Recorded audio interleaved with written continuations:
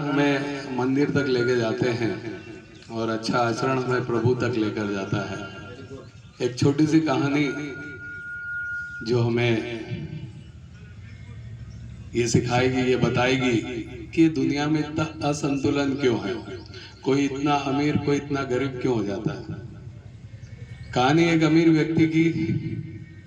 एक अमीर व्यक्ति होता है, जूते खरीदने के लिए वो एक जूते की दुकान पे जाता है, एक अच्छे शोरूम पे जाता है। एक 10,000 रुपए के वो जूते खरीदता है।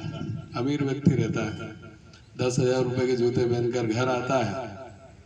घर वाले याद दिलाते हैं कि आपने आज मंदिर दर्शन जाने के लिए कहा था, गए कि नहीं गए? बोले नहीं, भूल गया, अभी जाता हूँ। वापिस अपने कार में बैठ के मंदिर दर्शन के लिए जाता है, नए जूते पहन के।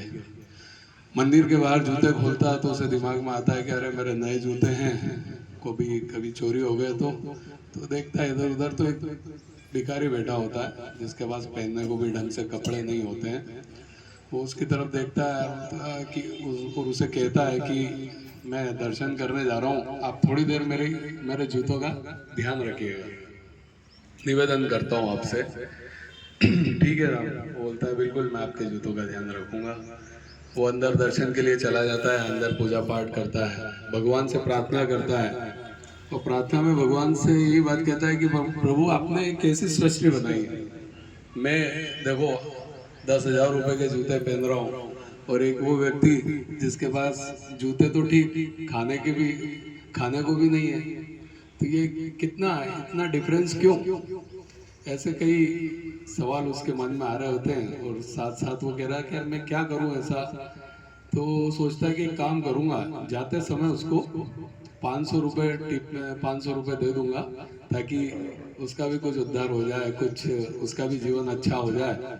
तो उसके दिमाग में आता है कि यार उसको मैं खुद ही वो डिसाइड करता है कि यार 500 रुपये प्रभु के सामने कहता है कि मैं उसको देते हुए चला जाऊंगा ताकि उसका कुछ भला हो जाए। ठीक है साहब, बाहर आता है पूजा वूजा करके और देखता है तो न तो भिखारी न जूते दोनों ही गायब। उसका माथा ठनक जाता है कि यार ये क्या है, मैं तो उसके लिए इतना अच्छा सोच रहा था अंदर कि यार उसको जाते हुए 500 दूंगा, ये तो पहले ही चपत लगा गया मेरे को। ठीक है, गाड़ी में बैठता है, घर आता है, रात भर उसके दिमाग में ये विचार चलता है कि यार जब मैं उसके लिए इतना अच्छा सोच रहा था तो फिर उसने मेरे साथ ऐसा क्यों किया, या ईश्वर ने मेरे साथ इस तरह क्यों किया। ठीक है, उसको कोई जवाब नहीं मिलता। अगले दिन वो अपने ऑफिस के लिए निकल रहा होता तो देखता सड़क के किनारे उसके जूते बिखरे हुए होते हैं। तो वो रुकता है, बोलता है यार ये जूते कहाँ से लाया तू? बोले मुझे कल एक भिखारी भेज गया और भिखारी दे गया और उसको बदले में मैंने 500 रुपये दे दिया।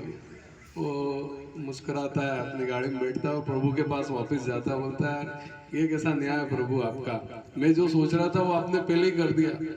लेकिन कहीं ना कहीं इसके कर्म ऐसे थे, क्योंकि वो अच्छा पैसा नहीं चाह रहे थे, मैं उसे अच्छे मन से देता तो उस पैसे से उसका कुछ उद्धार होता, लेकिन उसके कर्म इतने खराब थे कि आपने उससे वो चोरी के द्वारा 500 रुपये उसको दिलवा दिए।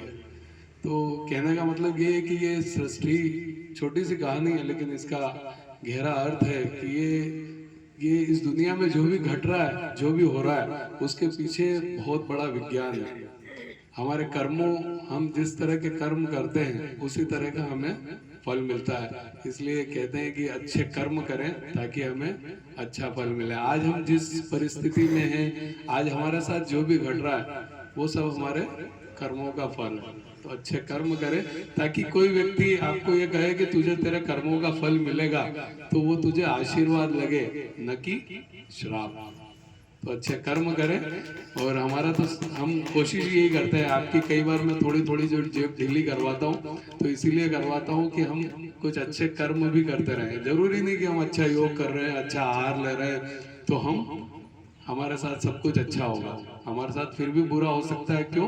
क्योंकि अगर हमारे कर्म अच्छे न होंगे तो हम हमारे कर्मों पे भी ध्यान दें। अच्छे कर्म ही काम आएंगे, जब हम वापस जाएंगे वही यहाँ रहेंगे, है ना। तो धन्यवाद, ये छोटी सी कहानी शायद आपके जीवन में कुछ अच्छा बदलाव लेके आए। धन्यवाद।